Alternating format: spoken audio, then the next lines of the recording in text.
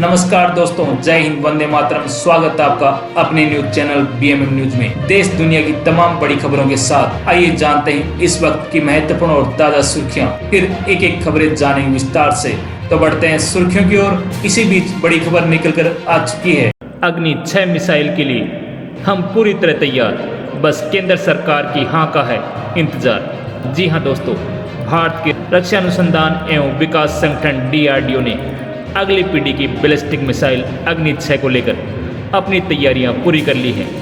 इसी बीच आपको बता दें, इस प्रोजेक्ट को आगे बढ़ाने के लिए अब केंद्र सरकार की मंजूरी का इंतजार है। जी हां दोस्तों, DRDO के चेयरमैन समीर वी कामत ने नेशनल सिक्योरिटी समिट 2 में कहा, ये सरकार का फैसला है। जैसे ही सरकार हमें हरी झंडी देगी, हम आगे बढ़ने के लिए पूरी तरह तैयार हैं। जी हाँ दोस्तों, बता दें कि अग्नि 6 को भारत की मौजूदा अग्नि मिसाइल सीरीज से ज़्यादा एडवांस इंटरकॉन्टिनेंटल बैलिस्टिक मिसाइल माना जा रहा है। जी हाँ दोस्तों, जिसकी मारक क्षमता और तकनीकी क्षमता पहले से कहीं बेहतर होगी।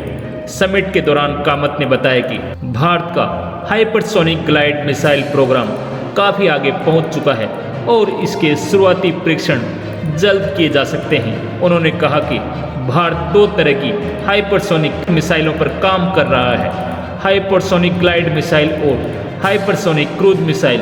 उन्होंने आसान भाषा में अंतर समझाते हुए कहा कि हाइपरसोनिक क्रूज मिसाइल में स्क्रैमजेट इंजन होता है और यह उड़ान के दौरान लगातार सख्ती से चलती रहती है, जबकि हाइपरसोनिक ग्लाइड मिसाइल को शुरुआत में बूस्टर से गति दी जाती है और फिर ये बिना इंजन की ग्लाइड करती है। ग्लाइड मिसाइल का विकास क्रूज मिसाइल से आगे है। इसी बीच आपको बता दें, इसका पहला परीक्षण जल्द किया जा सकता है। जी हाँ दोस्तों, ग्लाइड मिसाइल पहले सामने आएगी। इसके ट्रायल हम जल्दी ही कर सकते हैं क्योंकि यह ज़्यादा एडवांस स्टेज में है। कामत ने यह भी बताया कि भारत एक मजबूत पारंपरिक मिसाइल फोर्स बनाने पर विचार कर रहा है, हालांकि इसका अंतिम ढांचा अभी तय नहीं हुआ है। उन्होंने कहा कि इस फोर्स में अलग अलग रेंज और आवश्यकताओं के हिसाब से कई तरह की मिसाइलें शामिल होंगी। उन्होंने कहा, एक पारंपरिक मिसाइल फोर्स में शॉर्ट रेंज, मीडियम रेंज और करीब 2000 किलोमीटर तक की रेंज वाली बैलिस्टिक मिसाइलों की आवश्यकता होगी। इसके अलावा क्रूज और हाइपरसोनिक मिसाइलें भी इस फोर्स का हिस्सा होंगी ताकि अलग अलग दूरी और सामरिक आवश्यकताओं के हिसाब से हमला करने की क्षमता मिल सके।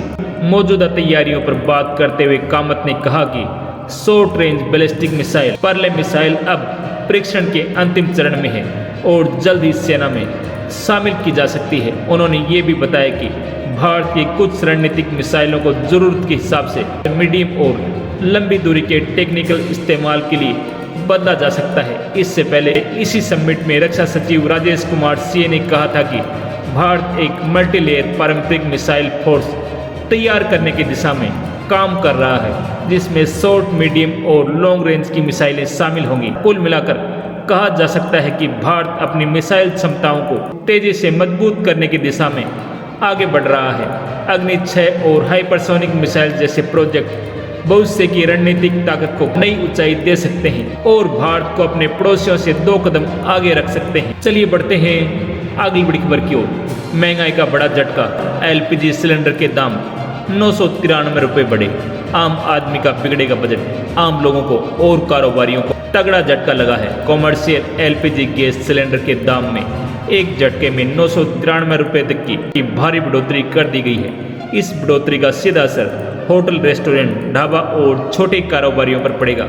वहीं इसका असर आम लोगों की जेब पर भी अप्रत्यक्ष रूप से दिखाई देगा। हालांकि राहत की बात यह है कि घरेलू LPG सिलेंडर की कीमतों में फिलहाल कोई बदलाव नहीं किया गया है। नई कीमतों के अनुसार दिल्ली में 19 किलो वाला कॉमर्शियल सिलेंडर अब 3071 रुपये का हो गया है, जो पहले 2078 रुपये में मिल रहा था। मुंबई में इसकी कीमत 3024 रुपये पहुँच गई है, जबकि कोलकाता में यह 3200 रुपये तक पहुँच चुका है।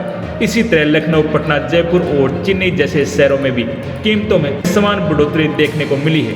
उत्तर प्रदेश के शहरों में भी इस बढ़ोतरी का असर साफ दिख रहा है। आगरा, लखनऊ और गोरखपुर जैसे शहरों में कॉमर्शियल सिलेंडर लगभग 993 रुपये महंगा हो गया है। इससे छोटे व्यापारियों के खर्चे में अचानक बढ़ोतरी हो गई है, जिसका असर कस्टमर पर भी पड़ सकता है। हालांकि 14.2 किलो वाले घरेलू एलपीजी सिलेंडर के दाम में कोई बदलाव नहीं हुआ है। दिल्ली में यह 913 और अन्य शहरों में लगभग पुराने स्तर पर ही बना हुआ है, जिससे आम परिवारों को फिलहाल राहत मिली है। 1 मई से गैस डिलीवरी का नियम भी सख्त कर दिया गया है। अब सिलेंडर की डिलीवरी के समय कस्टमर के रजिस्टर्ड मोबाइल नंबर पर ओटीपी आएगा, जिसे दिखाना आवश्यक होगा। इससे फर्जी डिलीवरी और गड़बड़ी पर रोक लगेगी। चलिए बढ़ते हैं अगली बड़ी खबर की ओर। कश्मीर जाने वालों के लिए खुशखबरी, आज से दौड़ेगी वंदे भारत एक्सप्रेस। 9 घंटे का सफर 5 में होगा पूरा। जाने शेड्यूल। कश्मीर घाटी जाने वालों के लिए खुशखबरी है। अब आप दिल्ली से जम्मू और वहां से वंदे भारत में बैठकर सीधा कश्मीर जा सकते हैं। दरअसल श्री माता वैष्णो देवी कटरा से श्रीनगर के बीच चलाई जाने वाली वंदे भारत एक्सप्रेस को जम्मू तवी तक विस्तारित किया जा रहा है। आज रेल मंत्री अश्विनी वैष्णव ने जम्मू तवी रेलवे स्टेशन से विस्तारित श्रीनगर कटरा वंदे भारत एक्सप्रेस को हरी झंडी दिखा दी है। ये ट्रेन जो पहले श्रीनगर से वैष्णो देवी कटरा तक चलती थी, अब जम्मू तवी तक चलेगी। अब जम्मू से कश्मीर तक 9 घंटे का सफर अब सिर्फ 5 घंटे में पूरा होगा।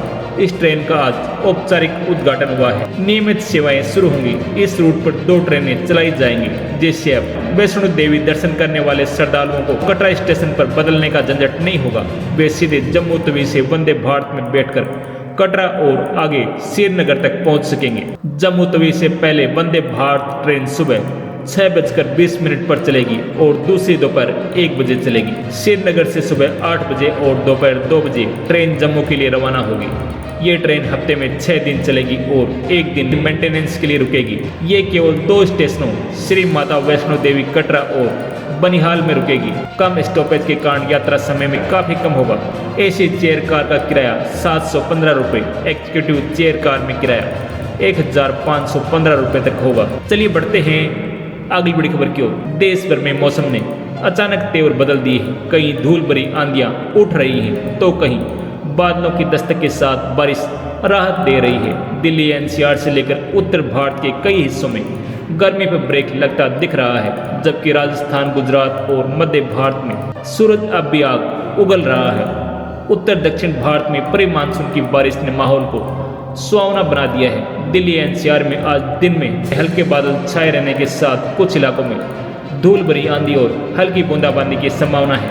अधिकतम तापमान 39 से 40 डिग्री के आसपास और न्यूनतम 22 से 24 डिग्री सेल्सियस तक रहने की उम्मीद है। वहीं पंजाब और हरियाणा में भी मौसम मिला जुला रहेगा। कुछ जगहों पर तेज हवाएं 30 से 40 किलोमीटर प्रति घंटा और हल्की बारिश हो सकती है। राजस्थान में 2 तरह का मौसम देखने को मिल रहा है। पश्चिमी राजस्थान, जैसलमेर, बाड़मेर में लू का असर जारी रहेगा, जहां तापमान 42 से 44 डिग्री तक रह सकता है। वहीं पूर्वी हिस्सों में हल्की आंधी और बादल छाए रहेंगे। मध्य प्रदेश के उत्तरी और पश्चिमी हिस्सों में गर्मी तेज बनी हुई है। हालांकि भोपाल, इंदौर जैसे शहरों में शाम के समय हल्की आंधी और बादल छा सकते हैं। तापमान 40 डिग्री सेल्सियस के आसपास रह सकता है। उत्तर प्रदेश के पश्चिमी और मध्य हिस्सों में धूल भरी आंधी और हल्की बारिश के आसार हैं। पूर्वी यूपी में गर्मी ज्यादा होगी। लखनऊ और आसपास में तापमान 38 से 40 डिग्री सेल्सियस तक जा सकता है।